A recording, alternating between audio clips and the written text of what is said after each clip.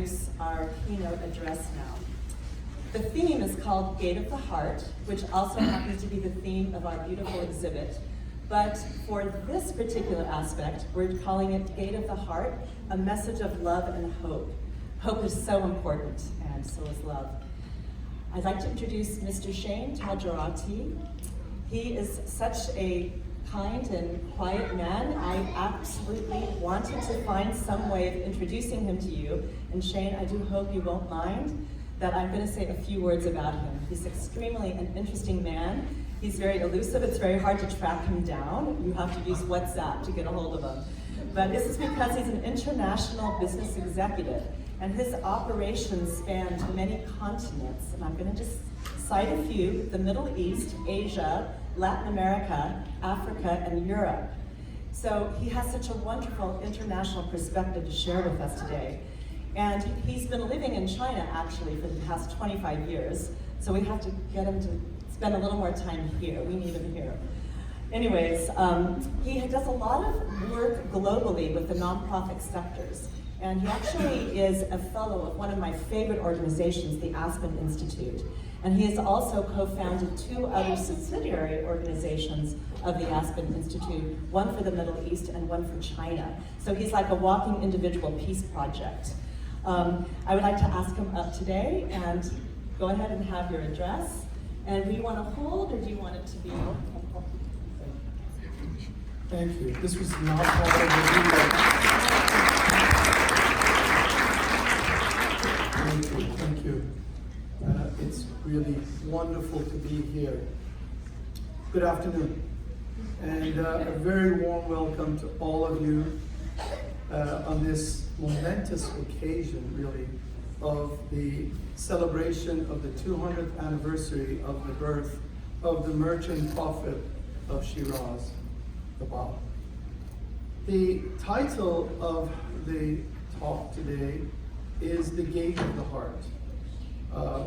His name, the Bab, means the gate, and is the subject of our celebration today. This is truly a festive occasion, a festive event in which I wish that all of you would be able to enjoy yourselves, meet new people and old friends in this occasion, and take a lot of good memories with you. How marvelous that we gather here today to celebrate through this magnificent immersive experience that the Menlo Park community has created for you. The life, the teachings, and the impact of this youthful Persian prophet of Shiraz, the Bab. Our celebration is shared today by like-minded individuals all over the world. From Boston to Beijing, from London to Lima, from Milan to Manila, from Tashkent to Tehran, from Vancouver to Vanuatu, from Chicago to Shiraz. Worldwide, in every corner of the world today, and this planet, diverse peoples of every color and every denomination are gathering to celebrate the short yet eventful life of one of the most remarkable figures to have ever walked on this planet. Let us take a journey together to the times of the Bab and examine with the aid of history and a little bit of our imagination the impact that his teachings had on countless people throughout these years and have brought us together in Silicon Valley in this room today. Let us travel back in time, some 200 years to the middle of the 19th century. In the middle of the 19th century, Europe was firmly in the midst of two revolutions. One, you all know, the Industrial Revolution, but it was also the bourgeois democratic revolution. Colonization was fast at work. China was experiencing one of the darkest periods of her history and grappling with the effects of the Opium War and national humiliation, the like of which they had not witnessed. And America was in the bonds of slavery, with some states ratifying exclusion laws as late as middle of the 19th century. A massive worldwide messianic movement had also swept the planet, both in the West and in the East. German Templars had established a colony at the foot of Mount Carmel in the Holy Land in anticipation of the imminent coming of the promised Christ.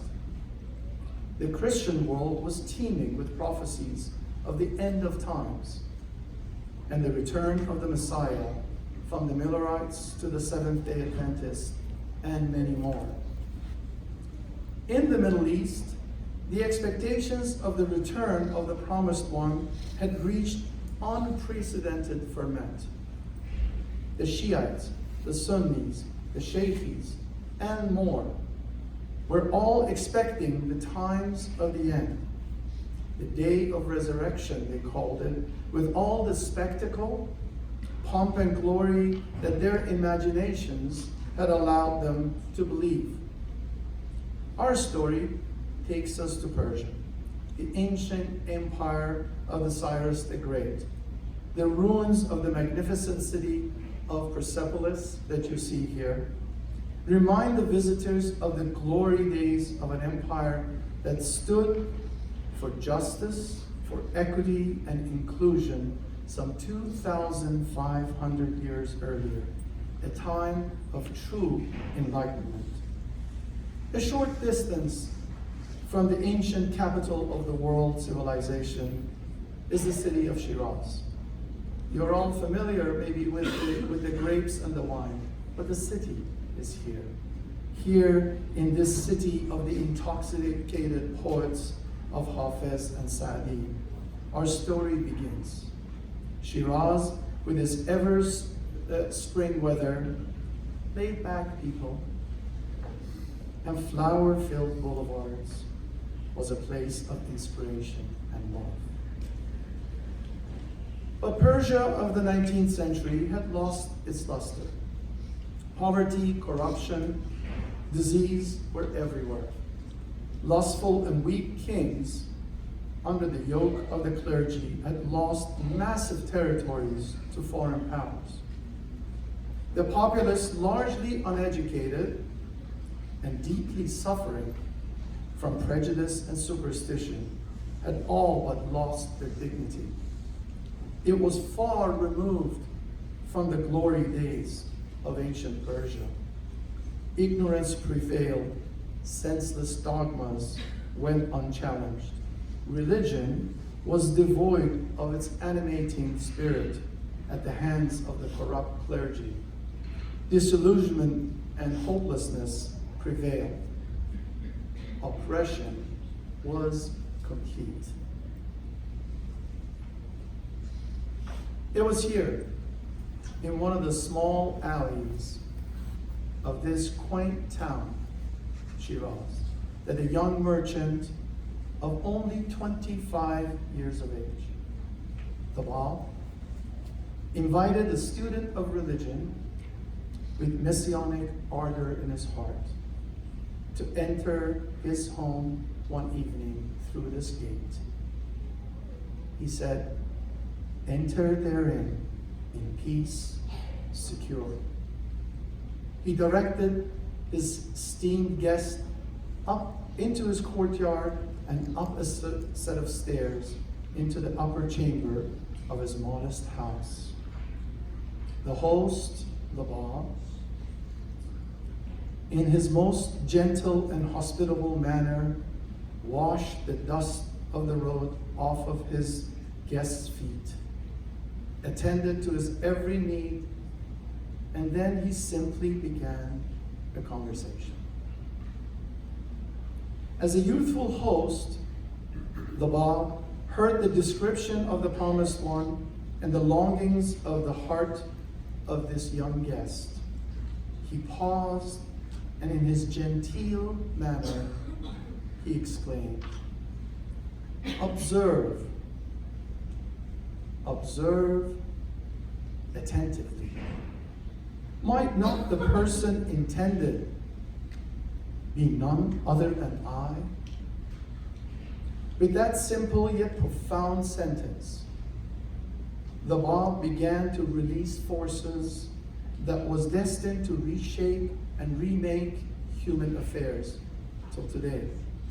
The words spoken by the Bab that evening pierced the pure heart of that young guest as he sat spellbound and witnessed the swiftness with which his esteemed host started to write verses extolling the virtues of that night and the dawn of a new day awaiting humanity.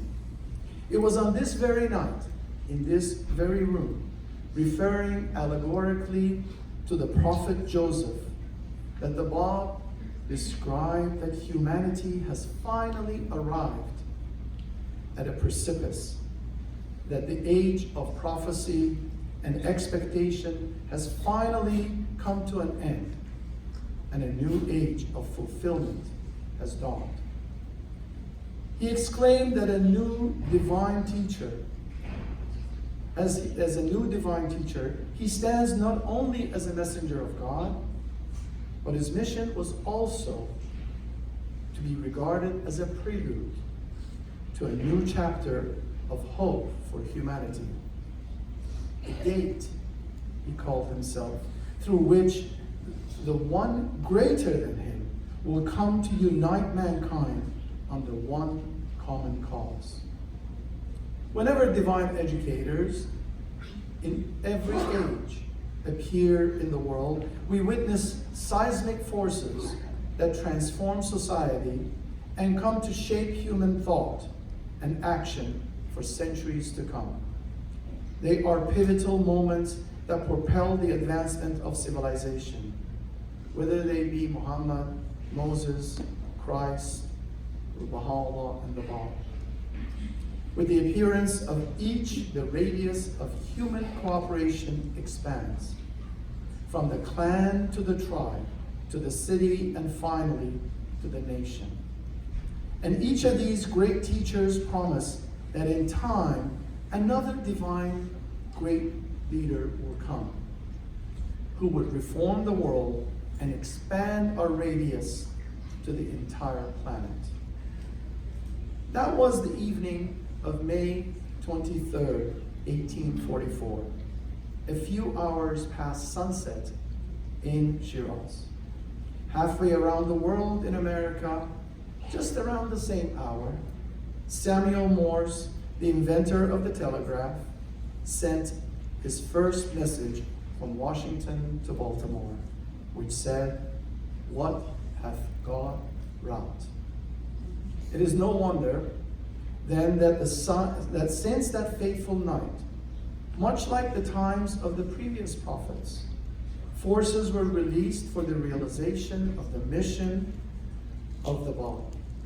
The telegraph was just the prelude to a century and a half of explosive scientific and technological discoveries that have made our world much smaller and have created the possibilities for the first time to consider that the true unity and oneness of mankind is at long last a real possibility and in our grasp. The message of the Bab and his claim was weighty indeed. His writings flowed profusely. This here is in his own handwriting, disclosing profound truths. His summons were clear. He dismissed superstition, urged people to recognize the urgency and the significance of the times, castigating the hypocrisy of the leaders, whether they be religious or secular, and summoning the world to an exalted standard of conduct. His calls swept across all of Persia and even beyond with unprecedented speed. Young and old, learned and illiterate, city dwellers and villagers, men and women, from every walk of life were attracted to his message. Observers were astonished at the vast swelling numbers and deeds of unsurpassed bravery and devotion.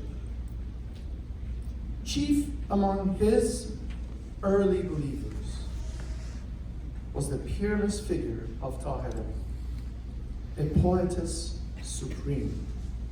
She was a learned woman who sparred with most erudite men of her time. Her tongue was lucid, and her proofs were decisive. At the darkest hours for women in her society, in fact, the darkest hours for women in most societies around the world, to the bewilderment of all men present, Tahereh unveiled herself in public, announcing at once the dawn of the new day for humanity and the emancipation of women as equal partners in building the foundations of this new world order. The Bab's appearance was like a spring storm. It uprooted the withered and tired customs of the past. It washed away the obscuring dust off the eyes of the people. He prepared the people for the imminent appearance of the one whose advent the world had been awaiting. This was his insistent theme. The clergy was, of course, alarmed. They persecuted and brutally murdered thousands of his adherents, who readily endured unimaginable hardship with heroism in the path of their newly found conviction. Much like the life of Christ, some 2 millennia before him, the clergy could not fathom the awesome message of the youthful new prophet and concocted with the king to arrest the Bab, sending him from city to city and finally to the remotest mountains in order to silence his voice. Yet his message persisted. In a short span of only 6 years, much of Persia and the neighboring regions were swept by the message of the Bab. At last, again, Christ-like, he was sentenced by the clergy to death in the city of Tabriz. As the midday sun of that hot day in the July of 1850 approached, the Bab was asked to present himself to be executed in this square by a firing squad. He said, "I have yet to complete my conversation with my companion." Conversations were important. He said, "No force on this planet will be able to prevent me from that mission." He was nonetheless forced to the execution square, and before the eyes of multitudes, over 10,000 onlookers and foreign visitors, the regiment of 3 files of soldiers discharged their rifles. As the smoke-filled sky began to clear, the unbelieving masses saw that the Bab was not to be found. Their search led them to the same chamber where he was still conducting his conversation. He said, "I have finished my words now. You may take me and do as you please." The first regiment ran away. They refused to carry out this weighty task. And another one readied itself and put the young prophet of Shiraz to death in the hopes that this will quench his light and end his message.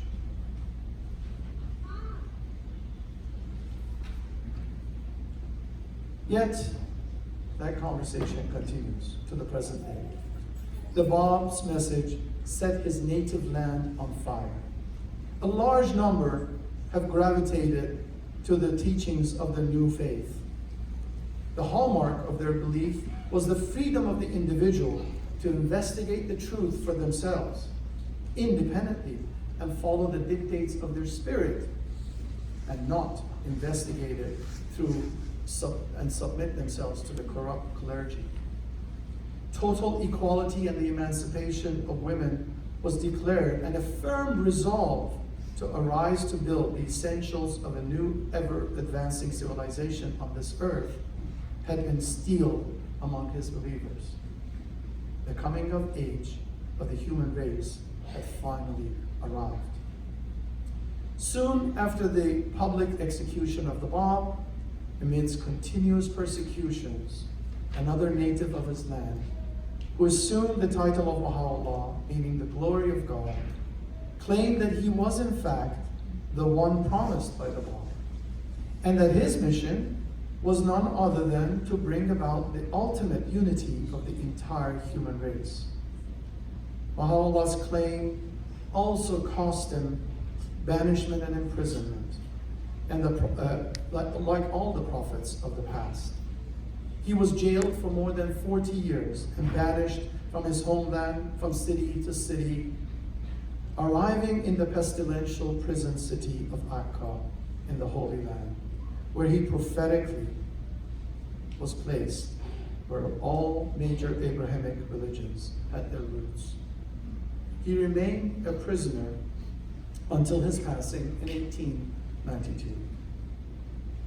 The Bab and Baha'u'llah, as twin manifestations, broke with tradition. Theirs was a mission to raise a new race of man who would, by the power of their faith and their daily exertions, strive to build a better world freed from prejudice and advancing toward a new world order. These twin divine educators, whose birthdays we observe as one festival, inaugurated a new age in social evolution, the age of the unification of the entire human race. The spiritual energies they released infused a new life in every sphere of human endeavor. Sufficient witness to that is the astounding advances in science and technology since their appearance. The gate to the accumulated knowledge of humanity has been flung open. Today, the teachings of these twin teachers are widely accepted for the upliftment of society everywhere in the world. That humanity is one, that women are equal to men, that education must be universal, that truth must be rationally investigated across the world. Everywhere, larger and larger populations accept these teachings and put them to practice. But for the ideas to take root in society, they require the force of spiritual commitment. It is one thing to believe in a principle, quite the other to embrace it wholeheartedly and implement it in society and refashion social order. Today, the Baha'i communities everywhere in the world strive to put these teachings into daily practice. Their aim is to focus the light on the chronic problems that afflict society, and together with their communities, they devise practical programs of action based on these spiritual principles. Baha'i communities strive to champion the education of both girls and boys, subscribe to the extended concept of work performed in the spirit of service as worship, look to the spiritual aspirations rather than self-centered desires as the driving force for human progress. In summary, they strive to bring about the spiritual, social, and material progress of humanity. In the words of one sage, treading the spiritual path with practical feet. Above all principles, Baha'is define themselves by their commitment to oneness of humanity. They value the rich diversity of mankind, of course, while maintaining one's identity as a member of the human race above all identities. They affirm the need for a global consciousness and count all members of the human family as their own. But Baha'is are not simply content with thoughts and belief, nor even with their actions to make the world a better place. They invite lovingly and genuinely like-minded souls to join them in this conversation. it all started with a conversation. And to put these teachings into effect, they recognize that there are many noble and admirable causes in the world, and countless noble people of different backgrounds are striving to advance them. They note that these efforts must also have the spiritual impetus to transform the human heart. As they strive to do this, neighborhood by neighborhood, they learn together in their communities ways in which to implement the divine principles of these twin teachers in addressing the acutest maladies of our society. Let us remind ourselves of that heroic time of the Baal. The multitudes that recognized him, they were summoned to acts of heroism and sacrifice, and their magnificent responses were all recorded in history already. Today, the call of these twin divine teachers is for selfless and steadfast service to humanity. That is our heroism for the present age.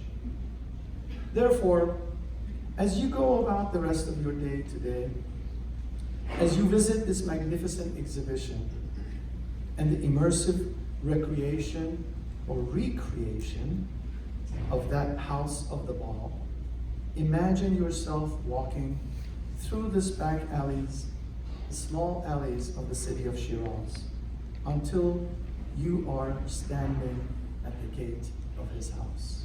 The gate is there.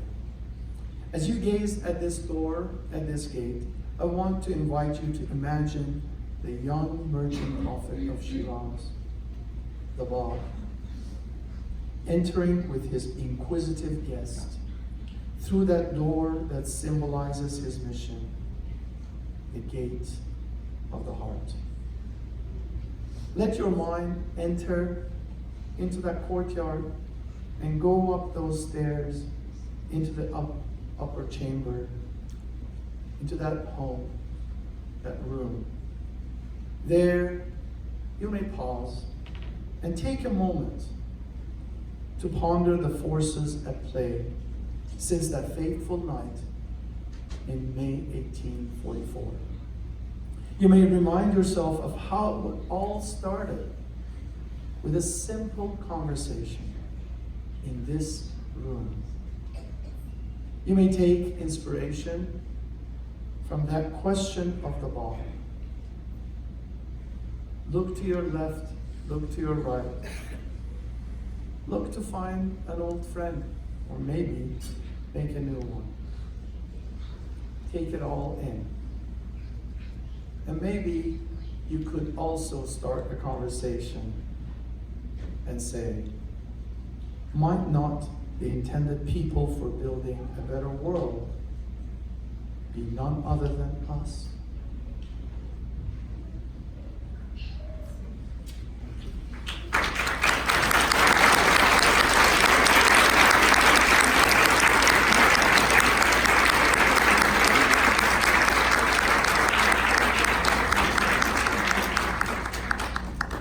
That was great.